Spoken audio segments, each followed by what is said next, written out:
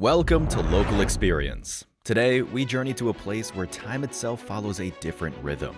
In a world ruled by 12-month years and digital calendars, there exists a culture that has held on to something older, something deeply human, a 13-month calendar. And they don't just use it to tell time, it's woven into how they farm, how they celebrate, how they live. We're traveling to Ethiopia, home to one of the most fascinating and least understood time systems still in use today. But this isn't just a video about numbers on a calendar. It's a story about how time shapes identity, memory, and meaning, and how one nation has resisted the pressures of global conformity. While most of the world operates under the Gregorian calendar, a 12-month system introduced by Pope Gregory VIII in 1582, Ethiopia follows the Ethiopian calendar, derived from the ancient Coptic calendar, itself rooted in Egyptian timekeeping. But what makes it unique? 13 months. 12 months of exactly 30 days and a 13th month called Pagumē, which has 5 or 6 days depending on leap years. Different New Year. The Ethiopian New Year, called Enkutataash, falls on September 11th or 12th in a leap year, a 7 to 8 year difference from the Gregorian calendar. As of September 2025 in the Gregorian calendar, it will still be 2018 in Ethiopia. This is not a novelty, it is the official calendar of the country. From government operations to school schedules, the Ethiopian calendar governs daily life. The Ethiopian calendar is deeply tied to Orthodox Christianity, the country's dominant faith.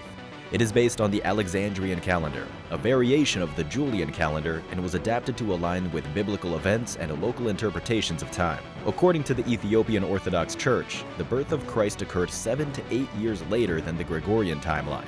Therefore, Ethiopia is currently living in a different era by Western standards, not out of confusion, but by intention. But even before Christianity, ancient Ethiopians were measuring time using lunar and solar cycles, aligning their calendars with agricultural needs, celestial movements, and sacred ceremonies.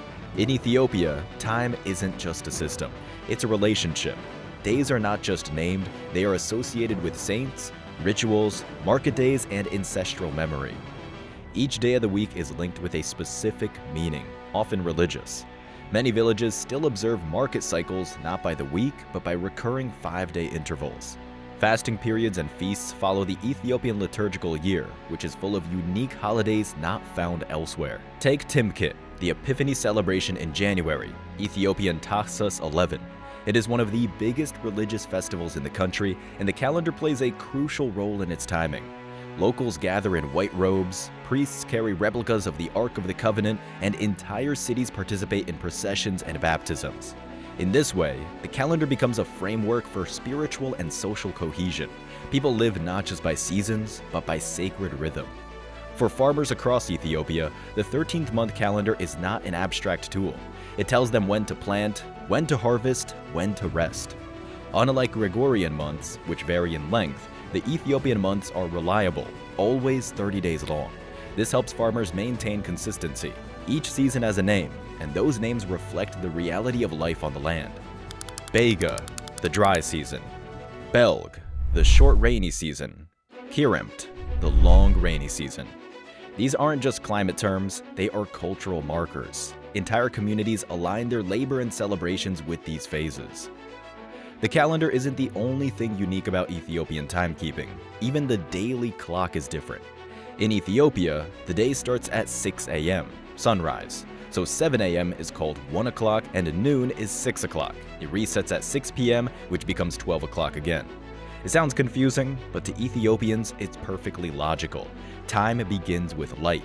The Western system, which starts day at midnight, is seen as arbitrary. So why does Ethiopia still use its own calendar? Because it's not just a tool, it's an act of cultural preservation. In a world increasingly standardized, Ethiopia has kept its rhythm. That decision reflects a broader pattern of resisting colonization and maintaining identity. Ethiopia is famously one of the only African countries never to be fully colonized. Its calendar, script, ge'ez, liturgy, and traditions have remained intact for centuries. Holding on to the 13th month calendar is a symbolic refusal to be absorbed by global norms. And young Ethiopians are reclaiming it. From mobile apps to localized Google Calendar versions, there is a renewed interest in embracing the Ethiopian way of marking time. Of course, the dual calendar system causes complications. Airline schedules, international business, and education systems often operate on both calendars simultaneously. This creates a strange temporal duality.